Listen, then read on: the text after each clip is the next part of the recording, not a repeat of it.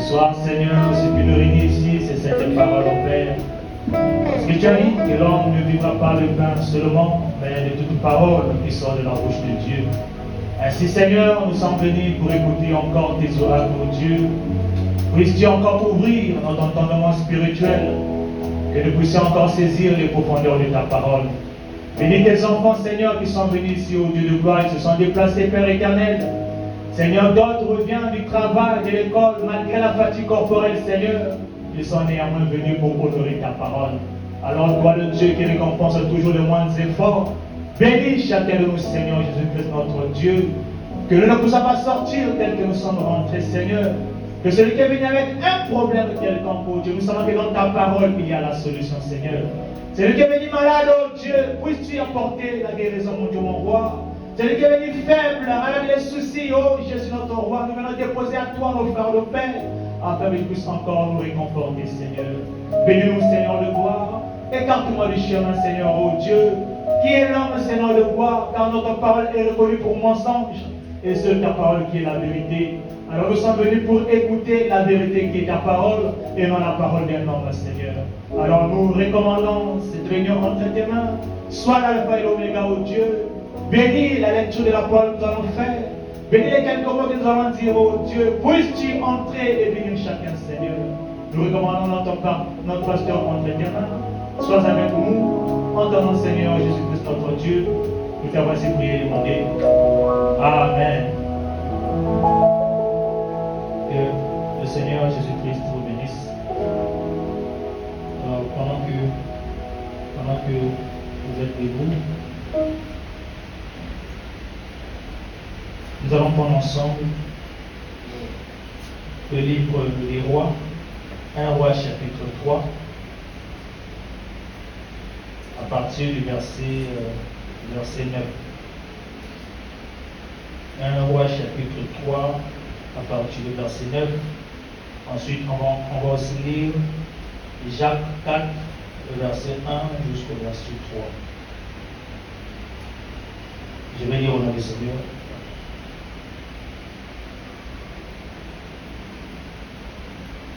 Je commence à dans le verset 8. Ton serviteur est au milieu du peuple que tu as choisi, peuple immense qui ne peut être ni compté ni nombreux à cause de sa multitude. Accorde donc à ton serviteur un cœur intelligent pour juger ton peuple, pour discerner le bien et le mal. Car qui pourra juger ton peuple, ce peuple si nombreux? Le verset 10, la Bible dit que cette demande de Salomon plut au Seigneur. Amen. On va prendre Jacques, le chapitre 4. Jacques chapitre 4. Partie du premier verset. D'où viennent les luttes et d'où viennent les querelles parmi vous? N'est-ce pas de vos passions qui combattent dans vos membres? Vous convoitez et vous ne possédez pas. Vous êtes meurtriers et envieux et vous ne pouvez pas obtenir. Vous avez des querelles et des luttes et vous ne possédez pas parce que vous ne demandez pas. Vous demandez et vous ne recevez pas parce que vous demandez mal dans le but de satisfaire vos passions. Amen. Que le Seigneur bénisse la lecture de la parole. Vous pouvez vous asseoir. Je vous salue encore dans le nom du Seigneur Jésus-Christ. J'espère que vous vous portez bien. Alors, est-ce que quelqu'un est content d'être dans la maison du Seigneur? Si quelqu'un est content, tu peux acclamer le Seigneur. C'est toujours un privilège pour nous. Voyez-vous d'être dans la maison du Seigneur. Comme David pouvait le dire que je suis dans la joie quand on me dit allons dans la maison du Seigneur. Et encore, nous avons trouvé grâce à ce Dieu ce soir. Et je remercie encore le pasteur Étienne qui a bien voulu que nous puissions dire quelque chose ce soir. Alors, par la grâce de Dieu, on va parler d'un petit quelque chose que nous avons tiré dans les deux livres que nous avons lus. Le livre des Rois, chapitre 3, là où Salomon demande à Dieu de lui donner la sagesse et de l'intelligence. Et le verset 10 a dit que Dieu, ensuite il demande de pluie à Dieu. Et nous avons aussi dit dans Jacques, là où il dit que vous demandez, mais vous ne recevez pas parce que vous demandez mal, dans le but de satisfaire vos passions. Et en ayant lu ces passages, nous allons juste parler d'un petit quelque chose que j'ai intitulé une demande honorable. Amen. On va parler un peu d'une demande honorable. Voyez-vous que nous venons à l'église tous les jours, nous avons certainement parfois des préoccupations, nous avons beaucoup parfois des demandes au cœur, mais ce qui est parfois triste, bien que les demandes que nous avons, nous venons à l'église, nous prions le Seigneur, parfois même nous gênons. Voyez-vous que tous les mercredis, tu vas voir le frère, il est là ponctuel, il vient à l'église, il prie avec toute sincérité de cœur. Il prie, il gêne, mais cependant, voilà, il n'y a pas toujours de retour, il n'y a pas toujours de réponse de la part du Seigneur. Et souvent, on se pose des questions, mais que se passe-t-il? Pourquoi est-ce que je prie et pourtant je suis sincère dans ma prière, mais pourquoi que Dieu ne m'exauce pas? Pourquoi je n'ai pas un retour favorable de la part du Seigneur? Parce qu'en réalité, quand je viens adorer Dieu, ça fait quand même la joie que je viens le prier, même si ce n'était pas une demande, mais au moins j'ai prié sur quelque chose et qu'en retour, j'ai pu voir l'exaucement. Ça fait de la joie. Ça motive encore davantage, ça donne encore assez de foi de continuer à servir le Seigneur. Mais seulement ce que nous avons constaté, beaucoup de fois nous prions, beaucoup de fois nous jeûnons, mais pour pouvoir trouver la réponse venant de Dieu, c'est parfois difficile. Et Jacques avait déjà dit, parfois vous demandez, mais vous ne recevez pas parce que vous demandez mal. Est-ce que quand tu viens demander, est-ce que tu demandes bien? Tu peux être sincère, c'est vrai, mais est-ce que ta demande est honorable? Est-ce que ta demande, Dieu trouve-t-il son compte dans ce que tu demandes? Est-ce que Dieu peut-il te donner ce que tu veux et après toujours te garder dans sa parole? Est-ce que ce que tu demandes, si Dieu te l'accorde aujourd'hui, est-ce que demain tu vas continuer à le servir? Voyez-vous que nous venons nous demandant des choses, mais en retour, parfois ça ne marche pas. Vous devez savoir que Dieu connaît toutes choses. Dieu, lui, il connaît la fin avant le commencement. Il sait que ce que tu es en train de demander, peut-être que dans ton cœur, il n'y a pas vraiment un objectif précis. Tu les demandes, Dieu sont faits pour demander. Et Dieu, lui, il ne fonctionne pas comme ça. Dieu, lui, il fonctionne avec ses principes. Dieu, lui, c'est sa parole qu'il reconnaît. Il ne connaît rien d'autre que sa parole. C'est-à-dire que tu peux venir prier, tu vas pleurer, verser des larmes. Mais si ta demande à toi n'est pas précise, s'il n'y a pas un objectif précis dans ta demande, bien que tu pleures, tu jeûnes, Dieu ne va pas t'exaucer. Dieu, lui, c'est sa parole qu'il reconnaît. Est-ce que lorsque mon fils demande, est-ce qu'il est dans ma parole? Est-ce qu'il respecte les critères de ma parole? Est-ce qu'il obéit à ce que moi j'ai dit? Voyez-vous que Dieu, lui, il ne regarde rien d'autre. Il n'est pas dans du sentimentalisme comme les hommes. Lui, c'est sa parole qui compte. Voyez-vous, avec nous les hommes, parfois on est dans l'émotion. Quelqu'un peut venir te voir pour dire, oh frère, j'ai traversé un moment très difficile. Est-ce que tu peux pas me trouver quelque chose? On est humain. Parfois par l'émotion, le frère, tu vois le visage abattu. Parfois tu dis, bon, qu'est-ce que je dois faire? Je vais aider le frère. Voyez-vous qu'il peut venir auprès de toi avec un visage abattu. Tu vas faire sortir l'argent pour lui remettre. Mais cet argent, au lieu de l'utiliser à des bonnes fins, mais tu vas voir que le frère, il commence à agir d'une autre manière. Comme on voit parfois ici dans la rue, quelqu'un qui vient avec un visage triste. Est-ce que tu peux me trouver un petit 500? Tu peux par pitié, par sentiment et émotion, tu vas lui remettre un petit 500. Demain tu reviens quand tu croises la même personne. Voyez-vous comment le 500 que tu l'as remis, il va acheter la cigarette avec ça. Et ça c'est l'homme. Nous, on est parfois émotifs. On agit sous base de l'émotion. Mais Dieu, lui, il regarde ses principes. Amen. Dieu, lui, il regarde sa parole. Amen. Ce que tu demandes, est-ce qu'il va trouver son compte dans ce que tu demandes? Est-ce que lorsqu'il va te donner ça, il va bénéficier quelque chose? Et c'est ça la façon de Dieu de fonctionner. D'abord, lorsque vous demandez, si vous ne recevez pas, il ne faudrait pas d'abord se poser multiples questions.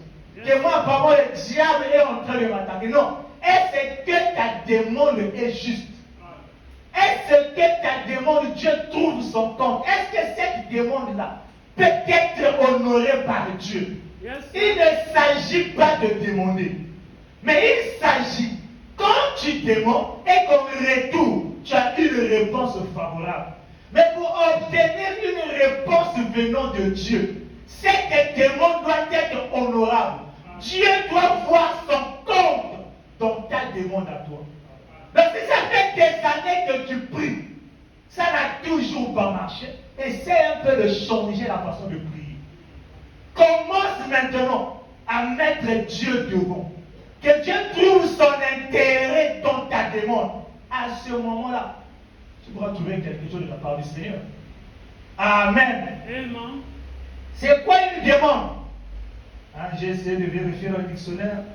Vous voyez que les hommes sont définis une demande comme étant une action d'exprimer un désir ou un souhait pour obtenir quelque chose. Ça, c'est de façon générale. L'action d'exprimer un désir. Tu veux quelque chose, tu vas auprès de quelqu'un pour te le donner. Tu as besoin de recevoir quelque chose, tu pars demander. Maintenant, dans le cadre un peu religieux, ils disent que la demande, c'est l'expression concrète d'une prière, de la prière, par laquelle le croyant exprime sa dépendance totale envers Dieu. J'ai vraiment aimé cette définition-là.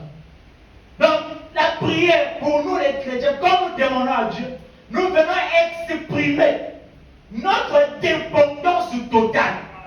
Ça veut dire, quand je viens demander à Dieu, je n'ai pas de problème. Je viens content que sur lui. Et je me dépends entièrement de ce que lui va dire. Amen. Amen. C'est ça la demande. Exprimer une prière, une requête par laquelle le croyant exprime toute sa dépendance. Et aujourd'hui, c'est ça le problème. Les gens ne sont plus dépendants de Dieu. Vous allez voir quelqu'un, il a un projet. Il commence à organiser son projet. Il planifie déjà les dates. En fait, il a déjà tout mis en place. Et à la fin, il vient dire, Seigneur, bénis ce projet que j'ai établi, assiste-moi. Ça, c'est une personne indépendante. Ça, tu n'es pas dépendant de Dieu. Une personne totalement dépendante de Dieu, ça veut dire, avant de commencer le projet, tu commences d'abord par prier. Seigneur, j'ai un projet en toi. Assiste-moi dans tout ce que je vais faire. Tu commences avec lui, tu termines avec lui. Amen. Dieu, on ne le met pas à la fin. Dieu doit avoir le premier plan dans tout ce que nous faisons. Amen. Et c'est ça notre problème. Nous sommes devenus des chrétiens indépendants. On ne se dépend plus entièrement du Seigneur. Néanmoins, on se lamente pour dire pourquoi Dieu ne m'exauce pas. Ça fait tant d'années que je suis dans la parole. Je respecte ses principes. Je viens à l'église. Je prie, je jeûne. C'est très bien tout cela. Mais est-ce que tu es réellement dépendant à Dieu? Est-ce que le projet dans lequel tu as échoué, est-ce que tu avais commencé ce projet avec Dieu? Est-ce que Dieu avait sa place dans ce projet-là? Seigneur, je veux que tu me bénis. Que tu me donnes un très bon travail. Gloire à Dieu. Tu as fini de prier. Mais quelles sont tes pensées après? Quand j'aurai ce boulot, je pense qu'il a le premier salaire, il faut que je tape au moins 4 nouvelles vestes. Voilà la pensée du frère. Il faut que j'achète de belles chaussures parce qu'il a eu un nouveau contrat. Voilà la pensée du frère. Mais un chrétien, lui, il dit que quand Dieu me donnera ce travail, quand j'ai mon premier salaire, la première chose, je prélève ma dîme. Dieu voit son compte dans ce que tu as demandé. Seigneur, si tu me fais grâce d'avoir ce contrat, la première des choses que je ferai? Je prélèverai ma dîme. Parce que c'est ça la parole.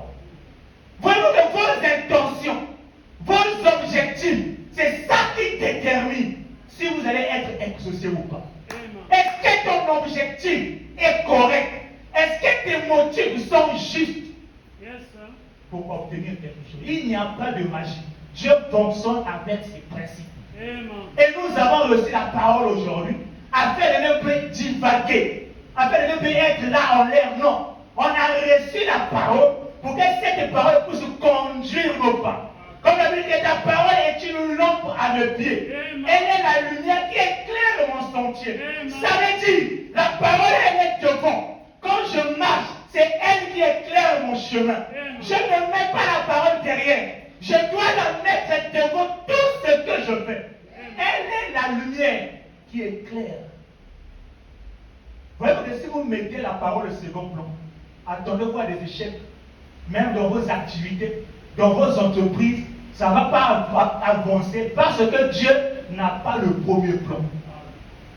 Amen. Voilà quand on parle sur une demande honorable. On adresse une demande à Dieu. Est-ce que Dieu trouve-t-il sa part? Amen.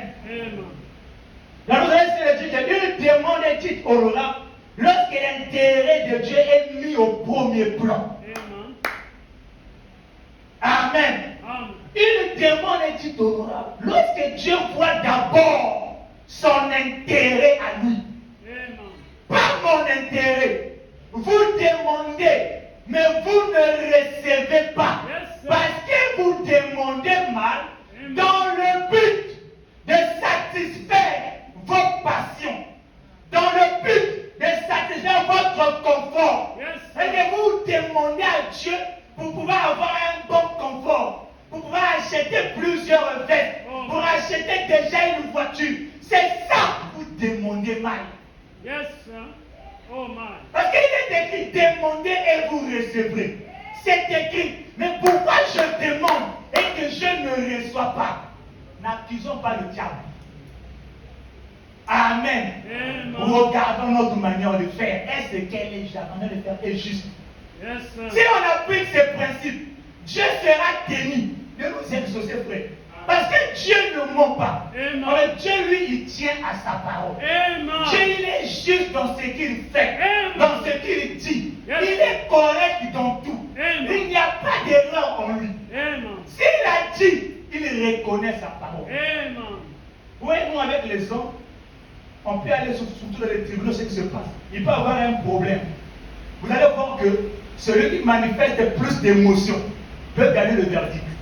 Bien que même il est tort. Mais si l'avocat est convaincant, le membre du jury vont voir.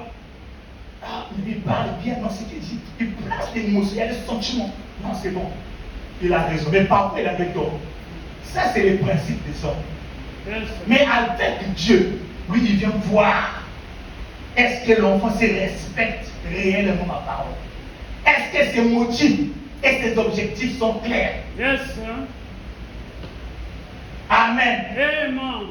Amen. Donc nous voyons que Dieu, lui, c'est sa parole qui compte. Amen. On va lire une première citation. Comment on nous parle ici? Si j'avais entendu, maintenant j'ai vu, prêcher le 27 novembre 1965, le paragraphe 66. Bonne métier. Voyez-vous, on n'utilise pas le don de Dieu pour faire du commerce. Non, non. Il aurait pu me dire où il se trouvait, mais j'en avais pas besoin. J'aurais même pas assez de foi pour le lui demander. Vous voyez? Si j'en avais besoin, je crois que je lui demandais et il me dirait. Mais, souvenez-vous, il faut d'abord que vos motifs et vos objectifs soient justes. Amen. Il faut que vous avez des raisons de demander cela. Il faut que vous ayez des raisons pour demander cela. Dieu ne vous donne pas les choses simplement parce que vous les demandez. Amen. Seigneur donne, Seigneur. Dieu ne fonctionne pas comme ça. Yes, sir. Il faut qu'on commence à changer un peu la façon de faire les choses. Yes, sir. Non, Dieu, j'ai demandé pour que tu me donnes. Dieu n'est pas notre garçon de course. Yes, sir. Ça nous devons le savoir. Pourquoi il ne m'a pas donné? Demain, je ne viens pas à l'église, tu vas rester à la maison, ça te regarde. Yes, sir. Dieu n'est pas notre compère avec qui on va tirer ici de gauche. Alors non, Dieu respecte ses principes. C'est la vérité. Dieu ne nous donne pas des choses simplement parce que vous les demandez. Et vous ne pouvez pas demander avec foi, à moins d'avoir réellement un objectif à atteindre avec ça. D'être dans la volonté de Dieu. Amen. Donc même votre foi, vous, il faut qu'il y ait un objectif bien précis. Donc si tu n'as pas d'objectif, ta foi est facile. Ta foi elle est là, elle est. Mais lorsqu'il y a un objectif précis, la foi devient de plus en plus solide. Yes, sir. Amen. Amen. Voyez-vous, si vous voulez être en bonne santé, pourquoi voulez-vous être en bonne santé? Oh, man. Hallelujah. Amen. Amen. Seigneur, je suis malade. Oh Dieu, Dieu d'amour, tu es Jéhovah Rapha. L'Éternel qui nous guérit de toute manière. Seigneur, guéris-moi de cette plainte encore. Pourquoi est-ce que tu veux être en bonne santé? Est-ce que quand toi tu seras en bonne santé, tu seras ponctuel à l'église? Oh, man. Dieu va trouver son compte. Amen. Ok, il va te guérir. Demain, au lieu de venir à l'église, tu es de l'autre côté. Dimanche, je vais venir adorer, tu es devant en train de suivre d'autres choses. Est-ce que Dieu trouve-t-il son compte dans ta santé à toi? Hallelujah. Peut-être que tu as une maladie qui te perturbe depuis des années. Oh, man. Jusqu'aujourd'hui, tu n'as pas la guérison. Est-ce que tu présentes à Dieu une raison claire? Oh, man. Pourquoi voulez-vous être en bonne santé? Voyez-vous, si vous voulez être guéri, pour quelle raison voulez-vous être guéri? Oh, man. Qu'est-ce que vous dites à Dieu? Qu'est-ce que vous voulez faire de votre vie une fois que vous serez guéri? Yes, sir. Je suis malade. Mais quand tu pries de Dieu, Seigneur, guéris-moi, Seigneur, guéris-moi. Frère, sœur, sois précis. Que Dieu te prenne, si tu me guéris, je te servirai encore davantage. Parce que étant dans la maladie, ça peut m'empêcher de prendre le déplacement, venir à l'église. Mais si tu me donnes la force et une très bonne santé, je serai le croyant le plus dévoué. Quand Dieu trouve son intérêt, il te guérira. Amen. Peu importe la maladie, dès que Dieu trouve son compte, il va te guérir. Amen. Mais si tes intentions, oh Dieu, je n'arrive pas, guéris-moi Seigneur. Dieu, bon, mais le petit, est-ce qu'il est guéri? Mais à Côte d'Ivoire, il avoir la place de la nation et de venir à l'église. Vendredi, c'est la renaissance, au lieu de venir prier, tu vas rester malade. Miséricorde. Amen. Amen. C'est ça la façon de faire de Dieu. N'attendez pas quelque chose d'extraordinaire. Non, Dieu est régi dans ses principes. Oh non, continue. Voyez-vous, il faut que vous ayez un motif et un objectif. Et il faut qu'il soit juste, virgule, en accord avec la volonté de Dieu. Non, tu peux avoir des motifs et des objectifs, mais cela doit être juste. Amen. Cela doit être en accord avec la volonté de Dieu. Amen. Il ne s'agit pas de venir ici avec un objectif. Seigneur, oh, j'ai un objectif précis. Si tu me guéris, Seigneur, je ne plus monter le travail. Ah, frère. Un objectif bien précis. Tu veux travailler pour payer la dîme. Non, je dis non. C'est d'abord servir le Seigneur. Amen. Amen. Amen. En accord avec la volonté de Dieu. Et c'est là que la foi est révélée. et que Dieu, par sa grâce souveraine, place cette foi en vous, et alors c'est terminé. Amen. Un objectif, ça rehausse la foi. Parce que là, tu es focus, Seigneur, moi ici, c'est ça que je veux. Tu as lu ça dans la parole. Tu restes focus sur ça. Quand tu pries, ta foi augmente davantage. Amen. Mais s'il n'y a pas de promesse, sur quoi est-ce que tu vas te baser? Quand nous prions, frère, nos demandes doivent être honorables envers Dieu. Amen. Ça va être des demandes comme maintenant, on ne prie pas pour prier, frère. Un chrétien, quand tu pries, sait qu'il prie. Parce que la prière, c'est quoi? La prière, c'est une demande que j'adresse à Dieu. La prière, c'est une communion.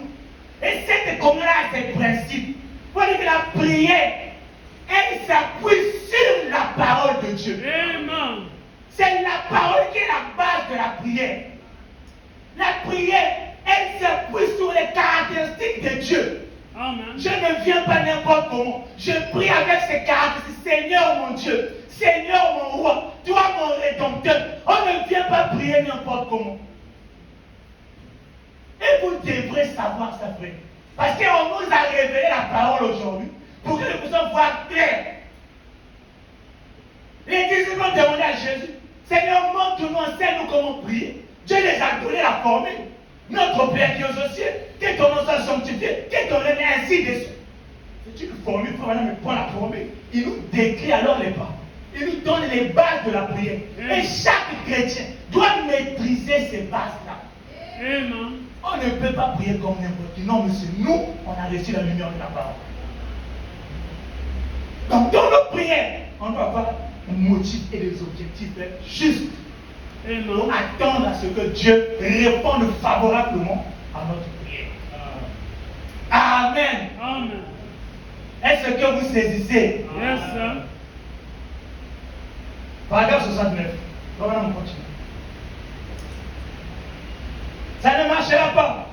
Rien de ce qui est égoïste ne marchera. Il faut que vos motifs et vos objectifs soient exactement et parfaitement justes. Il n'y a pas d'égoïsme à l'intérieur. Oh Dieu de Branham, il faut que tu me donnes le mariage. Les sœurs qui me critiquaient là vont se voir que je me suis marié. Motif égoïste. Amen. Tu vas continuer à traîner son mariage parce que ton motif n'est pas juste. Mais Dieu, je prie, que le mariage soit honoré de tous. Et pourtant, je viens à l'église, je jeûne, je prie pour le mariage. Mais est-ce que tes motifs sont justes? C'est pour vous faire du tape à l'œil qui vont voir le jour du moment, la robe que je dois faire sortir. Sœur, on doit rester en train de regarder assis, pas de mariage. Parce que tes motifs ne sont pas justes. Seigneur Dieu du ciel, donne-moi le visage, je dois avoir l'Europe. Le frère vient le prier. Quand j'irai, les photos Facebook, ça va chauffer. Ils vont voir les photos autour de toi, ils vont voir tes motifs sont déjà juste déclassés. Yes, sir. Dieu veut que nos motifs soient exactement et parfaitement justes, selon sa parole, selon sa volonté à lui. Amen. On ne demande pas des choses pour une certaine compétition. Nous ne sommes pas ici en compétition avec qui que ce soit. Amen. Chacun mène sa vie selon le bon plaisir de la volonté de Dieu. Amen. Je ne prierai pas pour que le frère X puisse me voir ou encore comme ça dire, oh, mais non, je prie pour ma vie. Si on ne change pas cette mentalité, on va prier des années en années, rien ne changera. Yes, sir. La mentalité du chrétien doit changer. Parce que on n'a plus d'excuses. Avec la parole que nous avons reçue, il n'y a plus d'excuses. Amen. Amen. Voilà me dit. Si notre cœur ne nous connaît pas, nous avons de l'assurance. Voyez-vous, il nous faut avoir de l'assurance. Je désire ceci pour l'honneur et pour la gloire de Dieu. Quand je prie, Si Dieu m'exauce, c'est pour son honneur. C'est pour sa gloire. C'est pas pour devenir orgueilleux. C'est pas pour être égoïste envers les autres. Non. C'est pour que Dieu tire sa gloire. Quand je vais donner le témoignage avec l'humilité, Dieu tirera sa gloire dans ça. Amen. Pas que non, je vais m'attendre. Dès que Dieu me donne une belle voiture, ils vont voir. Je vais classer ça dehors là-bas. Ça va servir à quoi? C'est d'abord que vous allez prier. Rien n'arrive. Amen. Amen. Donc nous devons avoir les motifs et les objectifs pour que notre demande soit honorée par Dieu. Parce que ce que nous attendons, c'est que Dieu puisse nous répondre favorablement. Yes, Ce sir. que nous attendons, c'est que quand tu pries, que Dieu dit, oh, mais quelle demande, que Dieu se sente touché. Comme avec ce que nous avons vu avec Salomon. Dieu Dieu demande à Salomon, Salomon, tu es là, demande-moi tout ce que tu veux. Tout ce que tu as besoin. Salomon demande, je veux te l'accorder. Mais Salomon vient, il dit, oh Seigneur, j'étais bien venu avec mon père David. Tu l'as assisté, tu as combattu pour lui. Seulement moi, je suis un jeune, je n'ai pas cette expérience pour pouvoir gérer ce peuple. Seigneur, donne-moi la sagesse, donne-moi l'intelligence afin de conduire ton peuple. Amen. Voyez-vous que Salomon ne demande pas ça pour lui, mais c'est pour être au service du peuple de Dieu. Salomon a mis l'intérêt de Dieu devant. Pas son intérêt à lui. Salomon pouvait demander, Seigneur, multiplie mon armée, que je sois de plus en plus puissant. Seigneur, mets en moi de véritables guerriers. Seigneur, donne-moi l'or, donne-moi les richesses, afin que je domine les contrées aux alentours. Non, Salomon a d'abord regardé à l'intérêt de Dieu. Et quand Dieu a vu, ça c'est la Bible. Laissez-moi trouver ça encore. On va lire ça. Un roi.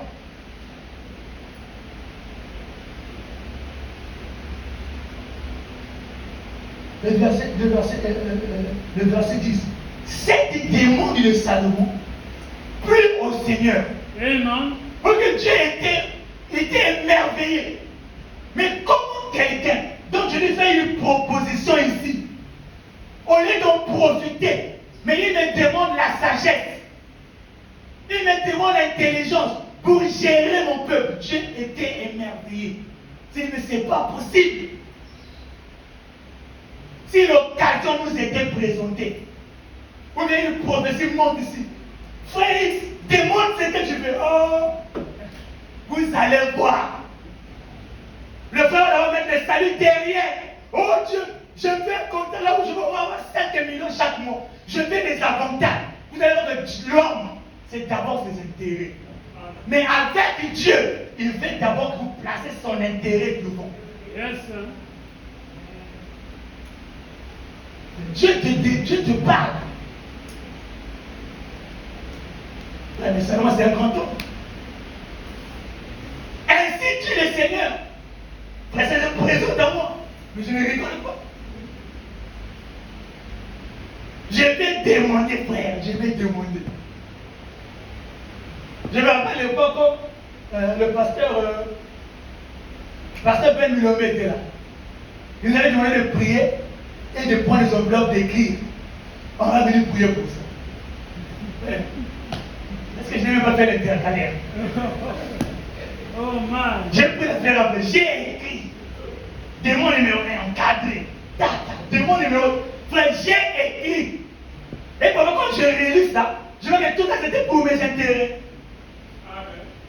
Oh man. Vous voyez l'homme, il est pressé d'abord. Mais ça va se dire non. Ce que je veux, c'est pas d'avoir tout ça. Je veux d'abord la sagesse. Parce que la sagesse, c'est Dieu. Quand j'ai Dieu dans mon corps, c'est fini. Ça règle déjà la question.